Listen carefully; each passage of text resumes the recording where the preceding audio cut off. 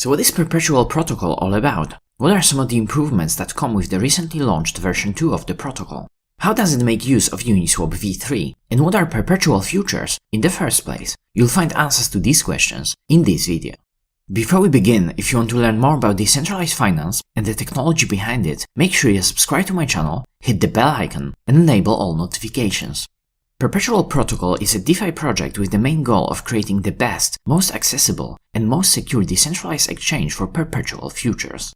Perpetual Protocol was founded in 2019 by a small team of startup founders and software engineers. Initially called Strike, the project pivoted to Perpetual Futures and changed its name in the summer of 2020. The first version of the protocol was launched on the XDAI network in December 2020. Version 2 of the protocol, named Curie, after the famous scientist and Nobel Prize winner Marie Curie, launched on Optimism on the 31st of November 2021. The design of Perpetual Protocol that we're going to explain later is extremely interesting as it leverages the DeFi money Legos ethos to both build upon other already existing DeFi projects, as well as provide building blocks for other protocols in the future. Perpetual Protocol is one of the projects that focus on derivatives in DeFi. If you need a recap on what derivatives are and an overview of other interesting protocols in this space, I highly recommend watching my other video first. Before we dive deeper into the design of Perpetual, let's fully understand the main derivative product that the protocol offers to trade: perpetual futures. Perpetual futures are one of the most popular trading products in the cryptocurrency space. Initially offered by well-known centralized platforms such as BitMEX, Binance, or Bybit, they are now also making their way into DeFi. Similarly to other derivatives, perpetual futures allow for gaining exposure to a price of a particular financial instrument without holding the underlying asset. This can be useful for multiple purposes, including price speculation, hedging, or arbitrage. In contrast to standard future contracts, perpetual futures don't expire, they don't have the settlement date, hence they can be held and traded for an indefinite amount of time. Not having the settlement date can be quite beneficial for traders, as they don't have to deal with multiple contracts with different settlement dates. In standard futures, the settlement date is quite important, as it allows the price of future contracts to converge with the actual price of their underlying asset as the settlement date approaches. To make sure the price of perpetual contracts doesn't diverge too much from the price of their underlying assets, perpetual contracts use a funding rate. The funding rate is paid periodically and provides incentives to one side of the market, either market participant with open long positions, longs, or open short positions, shorts. In general, when the price of the perpetual contract is trading above the price of its underlying assets, the funding rate becomes positive and longs pay shorts. The opposite holds when the price of the perpetual contract is below the spot price. In this case, shorts pay longs. This allows the price of the perpetual contract for a specific asset to converge with the price of its underlying. On top of the funding rate, price speculators and arbitrageurs also help with making sure the prices between different derivatives or spot exchanges don't diverge too much. Perpetual futures also provide an easy way for shorting a particular asset where market participants can benefit from the price of that asset decreasing over time. They also facilitate easy access to leverage, which allows for controlling a bigger position than it would have been otherwise possible using the same amount of capital.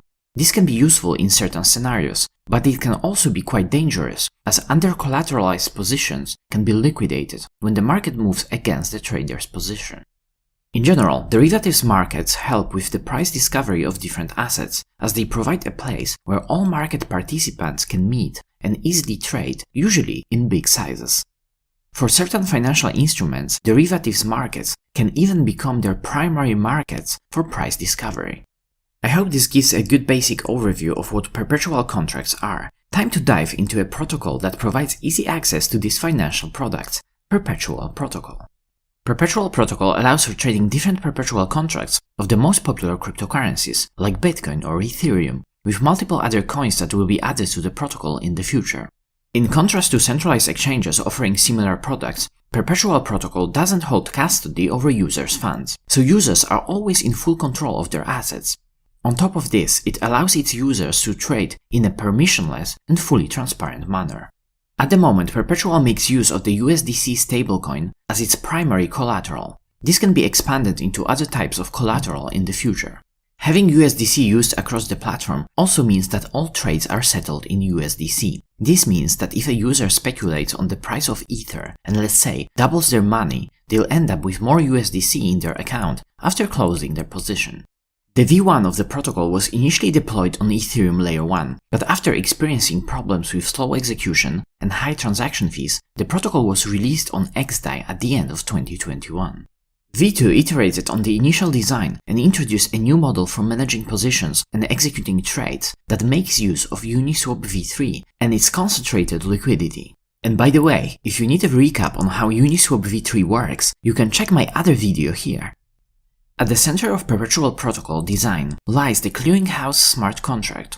Clearinghouse is responsible for minting and burning virtual tokens, called V-tokens, that are held by the contract on behalf of the user. When a user deposits USDC to the exchange, the Clearinghouse contract mints V-tokens, using the max available leverage.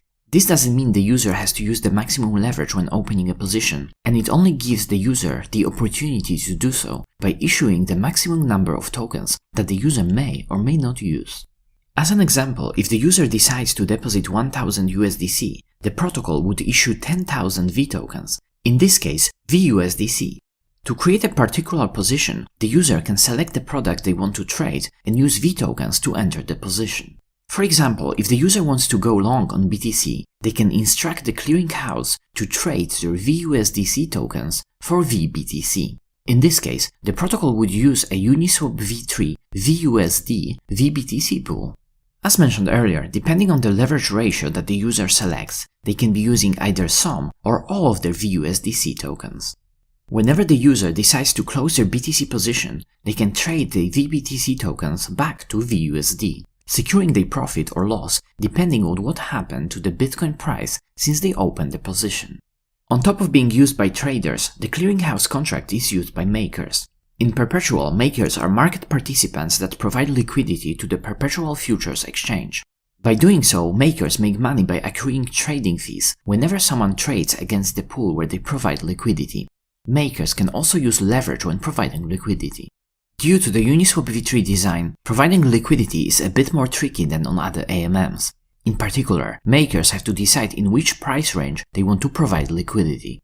They also only accrue fees from trades that go through the range where their liquidity is present. Makers, similarly to traders, can use USDC to interact with the Perpetual Futures exchange. When makers decide to provide liquidity in certain assets, they deposit USDC to the clearinghouse contract, that in turn mints V-tokens and automatically adds liquidity to the selected Uniswap v3 pool. As an example, if a maker decides to provide liquidity in the BTC-USDC market, their USDC is used to mint a correct ratio of VUSD and VBTC, that are in turn added to the VUSD-VBTC Uniswap v3 pool. As makers are exposed to the price of the underlying tokens in a liquidity pool, they can be impacted by impermanent loss. Hence, they have to be careful with the ranges they provide liquidity in, and in general, they should have sustainable strategies for providing liquidity. To make providing liquidity on Uniswap v3 easier, Perpetual works with protocols such as Popsicle Finance, Visor, and others. What is interesting is that Perpetual Protocol builds on top of Uniswap v3, leveraging the previously mentioned money Legos ethos in a completely permissionless way. When it comes to the margin model, Perpetual Protocol uses cross-margin, which means that the user's funds are kept in one pool and all of their positions use this pool as collateral. This makes managing collateral easier, since the user doesn't need to add or remove margin for each position, but has to be used with caution, as in this mode one position can affect other positions. If the user has several highly leveraged positions, one position that goes against the user can cause others to be at risk and face possible liquidations. The users also have a way of using isolated margin mode by creating separate wallets for each of their positions. The V2 of the protocol has just recently launched on Optimism, an optimistic rollup Ethereum Layer 2 scaling solution. Launching on rollups allows Perpetual Protocol to scale and achieve both low transaction fees and high transaction throughput. This is extremely important for running a successful Perpetual Futures exchange. The benefits of rollups should be more and more obvious with time, as the existing solutions mature and become cheaper and cheaper. V1 will remain on XDAI. V2 can also launch on XDAI if Uniswap v3 also launches there. Perpetual is also planning on launching on Arbitrum in the near future. If you'd like to learn more about rollups, you can watch my video about this topic here. Rollups and other L2 solutions will benefit a lot of DeFi protocols, including Perpetual. V2 of Perpetual is not only limited to the initial launch. In fact, during the full V2 rollout, the protocol is planning on bringing additional features. Some of them include limit and stop orders, staking, multi-collateral, liquidity mining, and even permissionless market creation. When it comes to the latter, anyone will be able to create a perpetual market for any assets as long as there is a price feed for them via either Uniswap v3 TWAP or Chainlink oracles, both of them supported in V2. Also, in the future updates, the protocol will no longer be limited to crypto, and it will expand to markets such as forex, commodities, and stocks. Perpetual Protocol is clearly one of the most interesting protocols focusing on derivatives in DeFi. It looks like the team learned a few important lessons from the first version of the protocol and came up with a new, improved design that should make the Perpetual Futures exchange more sustainable and more appealing to both the traders and liquidity providers. Perpetual Protocol is a great example of a project that massively benefits from launching on Ethereum Layer 2 solution, such as Optimism or Arbitrum. It shows that there will be a set of protocols that are better off launching directly on Layer 2 without even deploying on Layer 1. It would be amazing to see other protocols following this approach and trying new designs that couldn't previously work due to the limitations of Layer 1 Ethereum. It will also be interesting to see Perpetual Protocol gaining traction and convincing more and more people to use trading products outside of the well-known centralized exchanges. If you'd like to check out Perpetual Protocol, you can find my link in the description box below. And always remember to make sure you fully understand how a trading product you are interacting with works before using it, and remember to always trade with funds that you're willing to lose. So what do you think about Perpetual Protocol? What are some of your favorite DeFi protocols in derivatives category? Comment down below. And as always, if you enjoyed this video, smash the like button, subscribe to my channel, and check out Finematics on Patreon to join our community. Thanks for watching.